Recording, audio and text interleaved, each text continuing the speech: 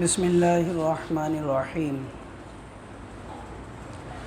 الم تر ان اللہ یعلم ما فی السماوات وما فی الارض ما یکون من نجوى ثلاثۃ الا هو رابعهم ولا خمسۃ الا هو سادسهم ولا ادنى من ذلك ولا اکثر الا هو معهم اینما كانوا صدق اللہ العظیم۔ آج جو ہے 28واں پارہ پڑھا گیا ہے۔ 28ویں پارے کے اندر اللہ رب العزت یہودیوں کی شرارت اور منافقین کی شرارت کا تذکرہ کرتے ہیں۔ یہود جو مدینے کے اندر رہا کرتے تھے، حضور اکرم صلی اللہ علیہ وسلم جب مدینے پہنچے ہیں تو ان سے معاہدہ ہوا تھا کہ آپس میں کوئی جنگ جدال وغیرہ نہیں کریں گے، کوئی دوسرا اگر مدینے پر حملہ کرتا ہے تو ساتھ مل کر اس کا دفاع کریں گے۔ تو یہود مدینہ جو تھے تو وہ مسلمانوں کو براہ راست ویسے تو کچھ کہہ نہیں سکتے تھے کیونکہ آپس کے اندر معاہدہ ہوا تھا، لیکن وہ ایک شرارت یہ کرتے تھے کہ جب مسلمان گزرتے وہاں سے تو ان کو دیکھ کر آپس میں کانوں میں بات کرنے لگ جاتے تھے۔ اس سے مسلمانوں کو تکلیف ہوتی تھی، ہو سکتا ہے میرے لیے بات کر رہا ہو سکتا ہے کہ میرے لیے کچھ کہہ رہا ہو، تو وہ آپس میں سرگوشی کیا کرتے تھے۔ تو جب یہود یہ کرتے تھے تو مدینے میں منافقین بھی رہا کرتے تھے۔ تو منافقین وہ تھے کہ جو ظاہر تو ایمان اسلام کرتے تھے لیکن دل کے اندر کفر کی گندگیاں بھری ہوئی تھی، تو یہود والی چال پر وہ بھی چلنے لگے، وہ بھی یہی کرنے لگ گئے۔ جب مسلمان کوئی گزرتا تو ویسے کھڑے ہوئے ان کو دیکھتے ہی باتیں کرنا شروع کر دیتے، آنکھوں سے اشارے کرنا شروع کر دیتے تاکہ مسلمان کو تکلیف ہو کہ شاید یہ میرے بارے میں کچھ بات کر رہا ہے۔ اللہ رب العزت اسی بارے میں ارشاد فرماتے ہیں، الم تر ان اللہ یعلم ما فی السماوات وما فی الارض۔ کیا آپ نے اس شخص کو نہیں دیکھا کہ جو آپس میں سرگوشیاں کر رہے ہیں؟ اللہ تبارک و تعالیٰ تو ایسے جاننے والے ہیں، جو کچھ زمین میں ہے، جو کچھ آسمان میں، سب جانتے ہیں اللہ تو۔ ما یکون من نجوى ثلاثۃ الا هو رابعهم، تم 3 بات کر رہے ہو تو چوتھے اللہ ہیں تمہارے ساتھ، اگر تم 4 ہو تو 5ویں اللہ ہیں تمہارے ساتھ، اس سے زیادہ ہو یا کم ہو تو اللہ ہر حال میں انسان کے ساتھ ہیں۔ انسان زمین کی تہ میں چلا جائے اللہ اس کو جب بھی دیکھ رہے ہیں، آسمان کی بلندیوں پر پہنچ جائے اللہ تب بھی دیکھ رہے ہیں۔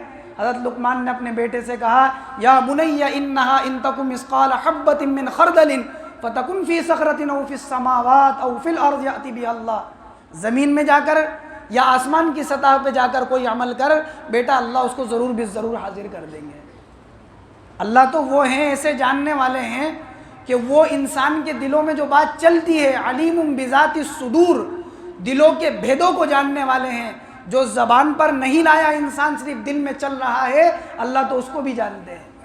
وہ تو ایسے جاننے والے ہیں، یعلم مساکیل الجبال ومکائل البحار وعدد قطر الامطار وعدد ورق الاشجار۔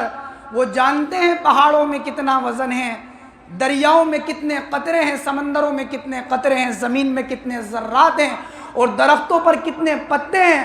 وہ جانتے ہیں جب زمین کے اندر کوئی دانہ ڈالا جاتا ہے، وما تسقط من ورقۃ الا يعلمها ولا حبۃ فی ظلمات الارض، زمین پر کوئی پتا گرتا ہے تو وہ اللہ جانتے ہیں، کوئی دانہ ڈلتا ہے تو وہ اللہ جانتے ہیں۔ وہ اللہ تو ایسے علم والے ہیں، عنده علم الساعہ، قیامت کب آنے والی ہے وہ اللہ جانتے ہیں۔ وہ اللہ ایسے علم والے ہیں کہ ماؤں کے پیٹوں میں کیا ہے وہ اللہ جانتے ہیں۔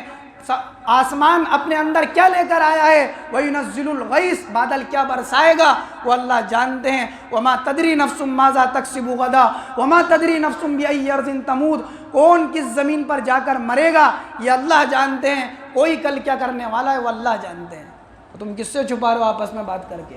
مَا يَكُونُ مِن نَجْوَى ثَلَاثَةٍ إِلَّا هُوَ رَابِعُهُمْ، 3 بات کر رہے ہو چوتھا اللہ ہے۔ اللہ تبارک و تعالیٰ اسی کا تذکرہ فرما رہے ہیں، الم تر ان اللہ یعلم ما فی السماوات وما فی الارض ما یکون من نجوى ثلاثۃ الا هو رابعهم ولا خمسۃ الا هو سادسهم ولا ادنى من ذلك ولا اکثر الا هو معهم اینما كانوا ثم ينبئهم بما عملوا یوم القیامہ۔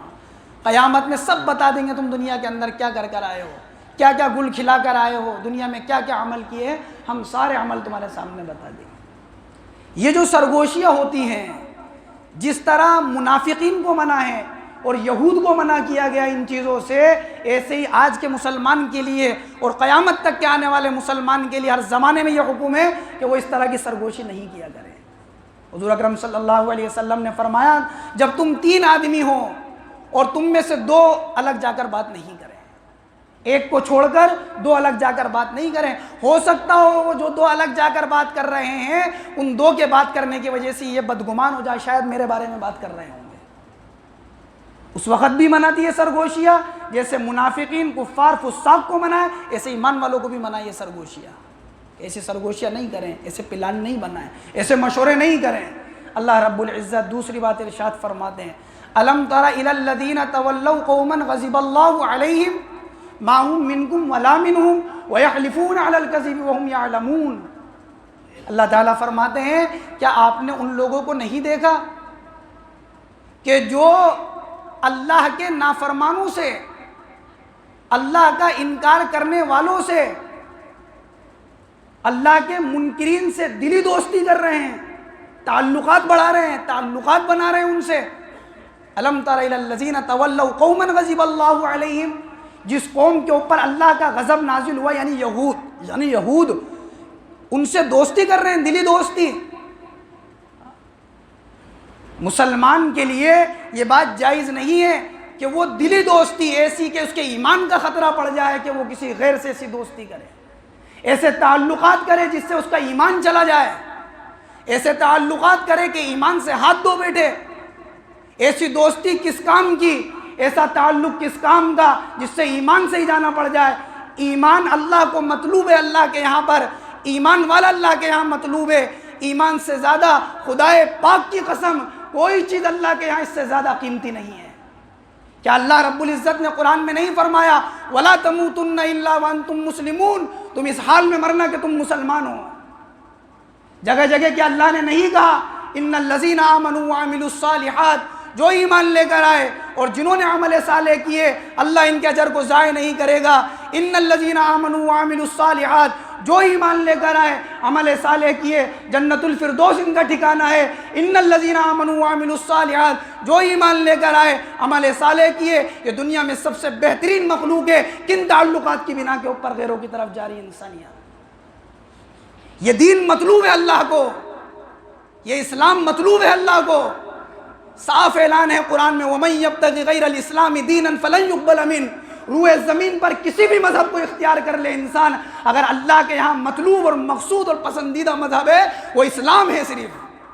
ان الدین عند اللہ الاسلام، اللہ کے نزدیک اسلام ہی سب سے زیادہ پسندیدہ ہے۔ اسلام سے زیادہ کوئی مذہب اللہ کے نزدیک قابل قبول نہیں، اللہ کے نزدیک اسلام کے بعد کوئی مذہب پسندیدہ نہیں۔ اپنے ایمان کی حفاظت کریں، اپنے اعمال کی حفاظت کریں، جس طرح اپنے ایمان کی حفاظت کی ضرورت ہے اپنے گھر کے اندر اپنی بچوں کے ایمان کی حفاظت کی ضرورت ہے، اپنی ماں اور بہنوں کے ایمان کی حفاظت کی ضرورت ہے۔ ایک ایمان والا اللہ کا منکر ہو کر کافر سے جا کر مل جائے، غیر سے جا کر مل جائے، کیا جناب رسول اللہ صلی اللہ علیہ وسلم کے زمانے میں یہ بات سوچی جا سکتی تھی؟ ایک ایمان والی وہ غیر سے دوستی کر لے، کیا اللہ کے نبی کے زمانے میں یہ بات سوچی جا سکتی تھی؟ ایک ایمان والی وہ غیر کے پہلو میں بیٹھ جائے، کیا اللہ کے نبی کے زمانے میں یہ بات سوچی جا سکتی تھی؟ ارے مسلمان سوچ تو صحیح، یہ ایمان اور کفر کا مسئلہ ہے، یہ ہمیشہ کی جنت اور جہنم کا مسئلہ ہے۔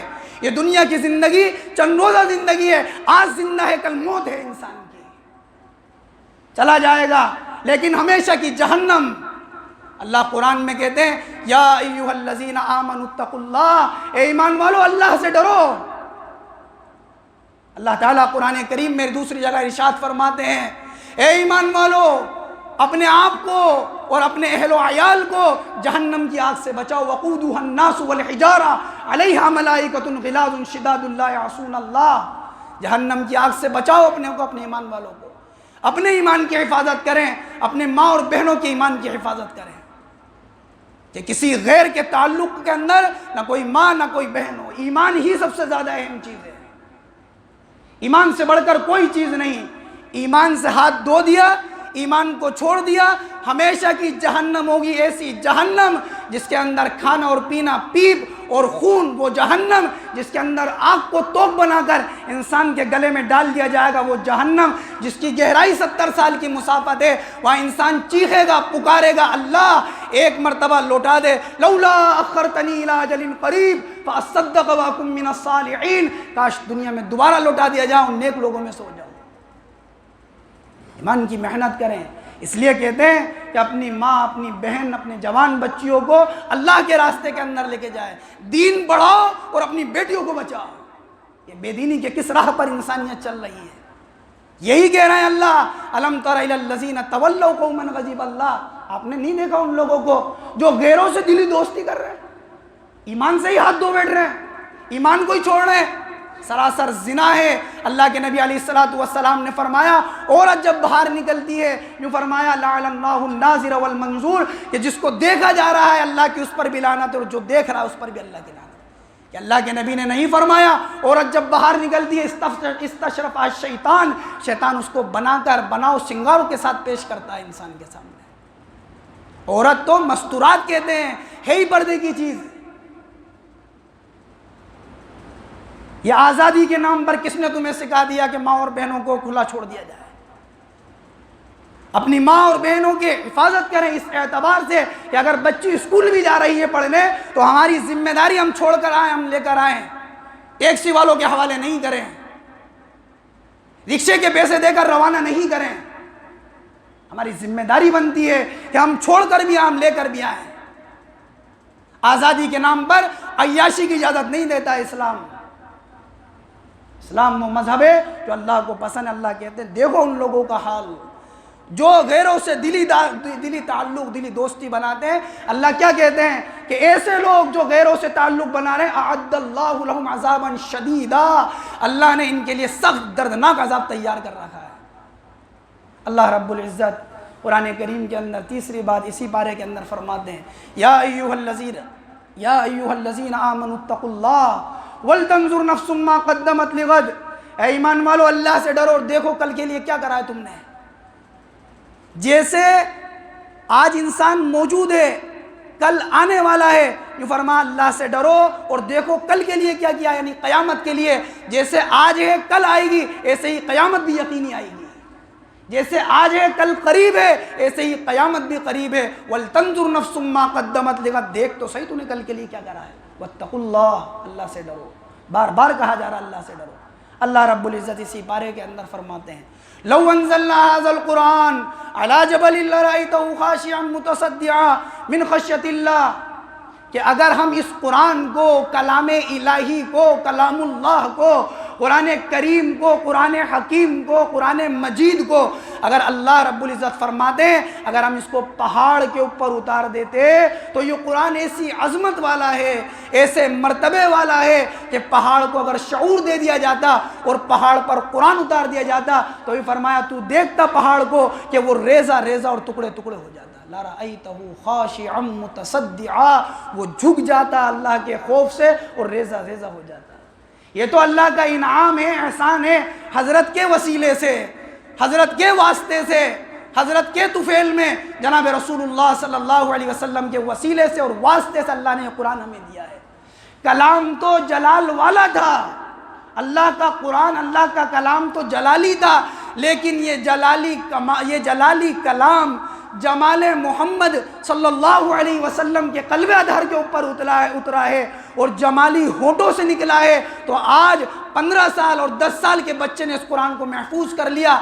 اگر کلام الہی، وہ جلالی کلام، اگر انسان کے سینے پہ ڈائریکٹ اتار دیا جاتا تو سینہ پھٹ جاتا انسان کا۔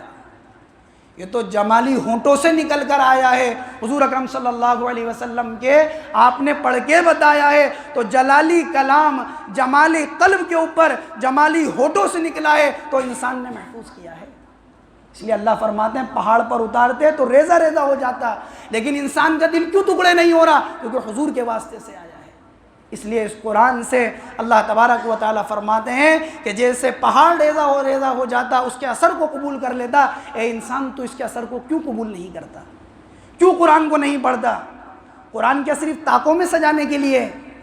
یا قرآن سر کے اوپر رکھ کر قسم کھانے کے لیے ہے، یا قرآن کسی کو قسم دینے کے لیے ہے، یا قرآن بچی کے جہیز میں صرف دینے کے لیے، یا بہترین قسم کے زلدان کے اوپر رکھ کر اور بہترین قسم کا زلدان چھڑا کر رکھنے کے لیے، یا تعویذوں میں گھول کر پرانے کے لیے؟ یہ قرآن تو کتاب تھی ہدایت کی، ہدایت کے لیے یہ سب تو اس کے وہ برکات تھے اللہ تبارک و تعالیٰ جو ضمنی طور پر دے دیتے انسان کو، لیکن اصل تو کتاب ہے، یہ ہدایت کی کتاب ہے۔